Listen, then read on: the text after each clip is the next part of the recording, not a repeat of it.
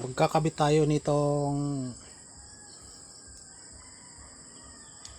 fork shifter. Yan, itong tinidor. Paano ikabit na mabilis?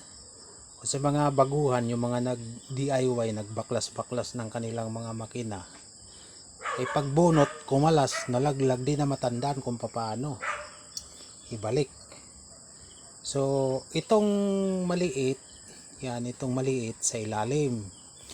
Itong mahaba, ayan o, hindi magkaparehong haba. Yung mahaba sa ibabaw. So, mayroong islat yan sa ilalim. Ito. Tsaka, ito. Yan, meron yan kanal eh. Makikita mo, may kanal yan. Doon isushoot yan, ito. Yan. Bago mo ikabit to, kabit mo muna tong shifting drum. Yan. Tapos pag kinabit mo yan, lagi mong ilagay sa neutral. Itong kanal na yan, itong side na to, yan yung neutral. Ayan, nakaposisyon na ganyan, naka-neutral. Bago, wag mo tong ipagsabay. Ito at saka ito mo i-shoot na ganyan, tapos ikakabit, mahirap yun. So, isa-isa lang. Unahin mo muna tong maliit sa ilalim. Yan. Para mas madali ang trabaho. Ayan na.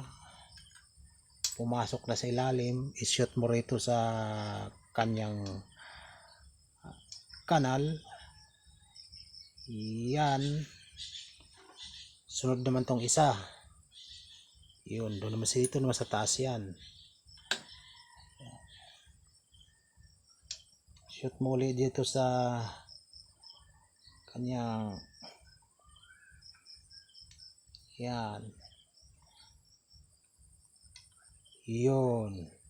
So pag pumasok na yan, sisipatin mo dito sa taas kung naka-align doon sa taas pa ba at saka yun sa butas sa ilalim. So align yan. Ngayon papasok mo na to. Yan. Ito naman kabilaan lang to. Kahit mabaliktad mo okay lang to. Walang problema nito. Wala siyang pacing. Shoot mo yan.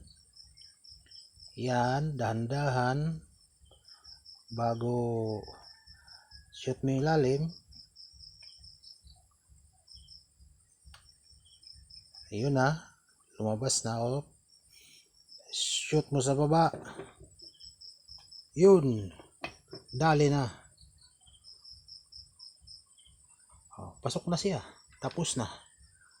Oh, di ba? Oh. Oh.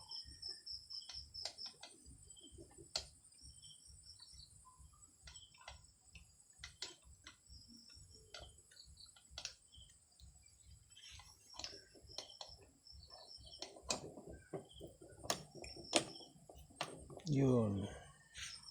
Ano yan? Permera. Yun, neutral ito. Yan o. Then, Permera. Ito, segunda. Yan, segunda.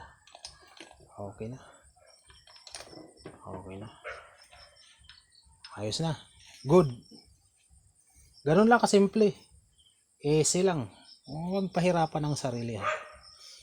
Yan, para sa mga baguhan lang, yung mga nag-DIY, yung pagbaklas nakalimutan, paano ang posisyon ng pagkabit, yan lang. Okay?